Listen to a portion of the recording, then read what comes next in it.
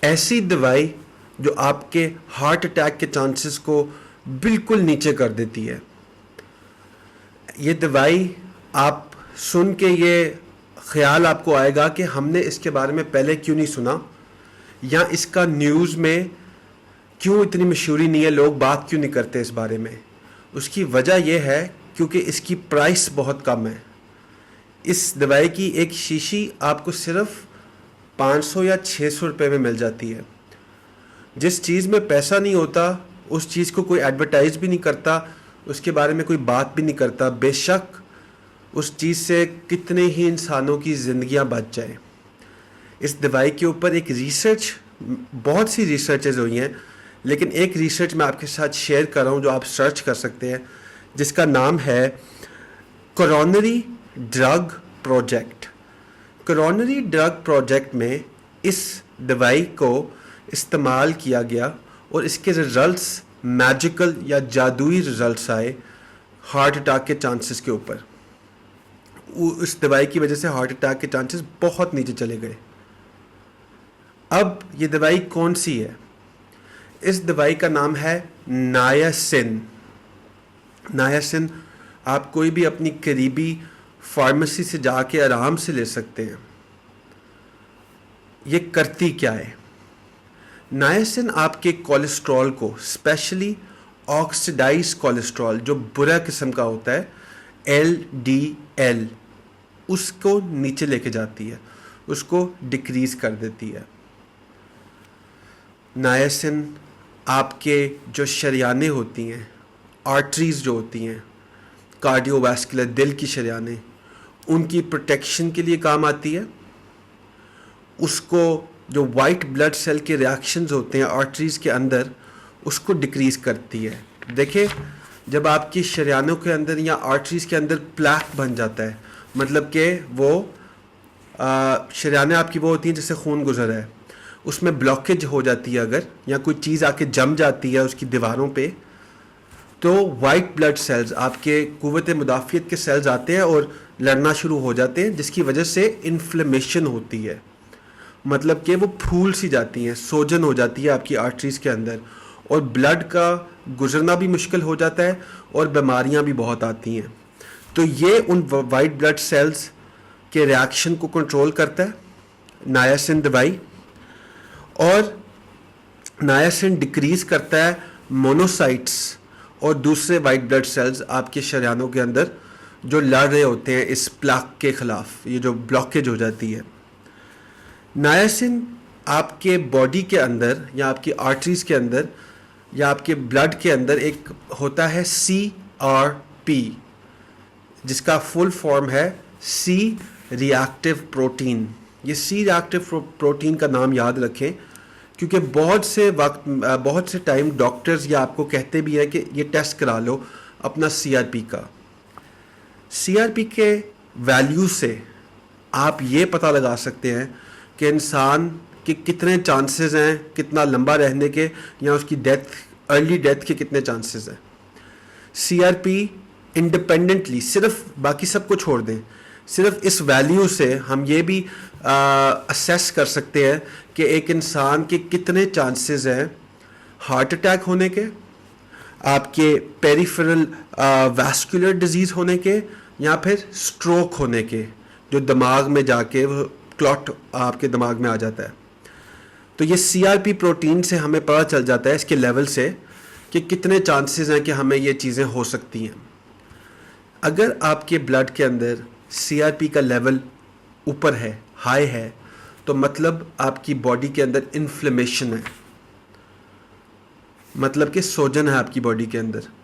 ये नायासिन दवाई उस इन्फ्लेमेशन को कम करती है।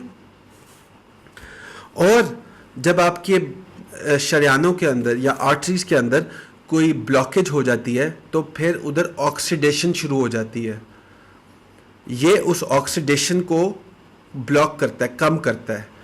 नायासिन एक इंतहाई स्ट्रॉन्ग किस्म का एंटीऑक्सीडेंट भी है, तो ये आपको इस चीज़ से बचा लेता है। सबसे बड़ा एडवांटेज नायासिन का है कि ये आपके जो वैस्कुलर इन्फ्लेमेशन होती है, मतलब कि आपकी जो ये शरियानें होती हैं जिसमें ब्लड ट्रैवल कर रहा होता है, इसकी सोजन को रोकता है, ये इसको इन्फ्लेमेशन से बचाता है, ये आपके ट्राइग्लिसराइड्स के लेवल को कम करता है, और HDL जो अच्छे किस्म का आपका फैट होता है, कोलेस्ट्रॉल होता है, उसके लेवल को ऊपर लेके जाता है। नायासिन के पास, नायासिन खाने से आपको जो ये बीमारी कई लोगों को होती है आर्टेरियल स्क्लेरोसिस की, आपके शरियानों की बीमारी, उसके चांसेस भी कम हो जाते हैं, वो रिवर्स भी हो सकता है, उसको हील भी कर सकता है। और आप फिर से सोच रहे होंगे कि अगर इस दवाई के इतने ही फ़ायदे हैं कि कितने ही इंसान हमारे हार्ट के प्रॉब्लम से गुजर रहे हैं, कार्डियोवैस्कुलर के प्रॉब्लम से, दिल के मसलों से गुजर रहे हैं, अगर इसके इतने ही फ़ायदे हैं तो हमें कोई डॉक्टर क्यों नहीं बताता इसके बारे में, हमें न्यूज़ या ख़बरों में क्यों नहीं पता चलता। ये सारी गेम पैसों की है, इस दवाई में पैसे नहीं है, ये बहुत सस्ती है, 500 या 600 रुपये की शीशी आ जाती है, बोतल आ जाती है, तो इस वजह से इसके बारे में कोई बात भी नहीं करता।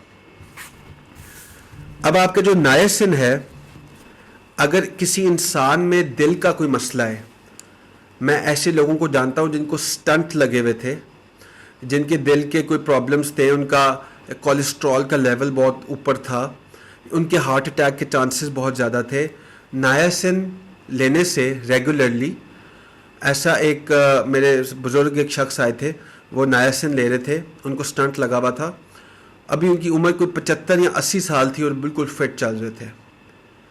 तो नायासिन अगर कोई बंदे को ऐसी बीमारी है दिल की, उसके ज़िंदा रहने के चांसेस को इंक्रीज़ कर देता है। और ये स्टडीज़ है, ये रिसर्च है जो मैं आपको बता रहा हूँ, और ये आप लोग भी जाके देख सकते हैं। दूसरी चीज़ होती है कि हमारे शरियाने होते हैं, उसके अंदर एक तह होती है, लेयर होती है, उसको कहते हैं एंडोथीलियल लेयर। एंडोथीलियल लेयर वो लेयर है, वो तह है जहाँ से सारी ख़राबी शुरू होती है, वहाँ आके चीज़ें लगना शुरू हो जाती हैं। तो ये नायासिन उस लेयर को इन सब चीज़ों से बचाता है, उनको लगने नहीं देता उस लेयर पे, ताकि वो एक स्मूथ आपका रहे जो फ्लो होता है। और फिर इसकी हेल्थ ओवरऑल, आपकी आर्टरीज होती हैं उसकी हेल्थ बेहतर करता है। अब बात करते हैं उस दवाई की जो डॉक्टर्स हमें देते हैं जब हमें कोलेस्ट्रॉल होता है, कोलेस्ट्रॉल का लेवल ऊपर हुआ या हमारी शरियानों के अंदर कोलेस्ट्रॉल आ गया टेस्ट में, तो डॉक्टर हमें दवाई देता है जो होती है स्टैटिन। ये बहुत गौर से सुने, ये पूरी वीडियो आपके इर्द गिर्द लोगों की जान बचा सकता है। आप इसको रेकमेंड करेंगे किसी को दिल का मसला है, और वो वाकई इस बात को समझ ले कि हाँ मेरी सेहत मेरे हाथों में है, ना कि किसी और के हाथों में, तो इंशाल्लाह उसको बहुत फ़ायदा हो सकता है। कोलेस्ट्रॉल के लिए डॉक्टर्स दवाई देते हैं स्टैटिन। अब मैं मानता हूँ ये बात सच है कि स्टैटिन आपके कोलेस्ट्रॉल को ब्लॉक करती है, उसको डिक्रीज़ करती है, लेवल नीचे लेके आती है, लेकिन ऐसी कोई स्टडी नहीं जो ये प्रूव करे कि स्टैटिन आपके हार्ट अटैक के चांसेस को नीचे लेके जाती है। अब ये करती क्या है कोलेस्ट्रॉल से? ये सिरे से जाके ना, जड़ से जाके कोलेस्ट्रॉल की प्रोडक्शन को ही रोक देती है। कोलेस्ट्रॉल की जब प्रोडक्शन रुकती है तो कोलेस्ट्रॉल वो चीज़ है जो आपकी बॉडी इस्तेमाल करती है बाइल सॉल्ट्स बनाने में। ये एक केमिकल है, आपकी बॉडी के अंदर बनता है। अब जब ये केमिकल नहीं बन रहा तो आपकी बॉडी बहुत इम्पोर्टेंट, बहुत ज़रूरी किस्म के वाइटामिन्स जज़ब नहीं कर सकती, एब्जॉर्ब नहीं कर सकती। विटामिन ए हो गया, विटामिन डी हो गया, विटामिन ई हो गया, vitamin K1, vitamin K2। Vitamin K2 इतना ज़रूरी है कि वो आपके कैल्शियम से बचाता है कि ज़्यादा कैल्शियम का लेवल ना ऊपर हो जाए आपके आर्टरीज़ के अंदर।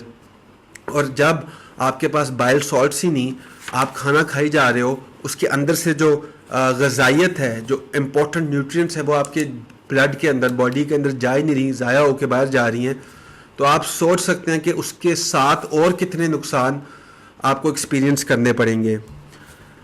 दूसरी बात है कि मैं देख रहा था कि स्टैटिन पे कोई रिसर्च हुई भी है, कोई मतलब कि प्लेसिबो कंट्रोल किस्म की ये एक रिसर्च की टाइप होती है। स्टैटिन में ऐसी कोई रिसर्च नहीं हुई हुई जो हमें ये बताए कि ये दवाई खाने से हमारे जो ज़िंदा रहने के चांसेस हैं इस बीमारी के होते हुए वो बढ़ जाते हैं। लेकिन ये ज़रूर पता है हमें कि स्टैटिन के साइड इफ़ेक्ट्स क्या हैं। स्टैटिन हम बहुत इम्पोर्टेंट किस्म का एंजाइम है हमारी बॉडी के अंदर, जिसका नाम है कोएंजाइम Q10। ये इसको ब्लॉक कर देता है, ये इसको बनने नहीं देता। कोएंजाइम Q10 हमारा माइटोकॉन्ड्रिया जो हमारे मसल्स में होता है, सेल्स में होता है, उसमें इस्तेमाल होता है कोएंजाइम Q10।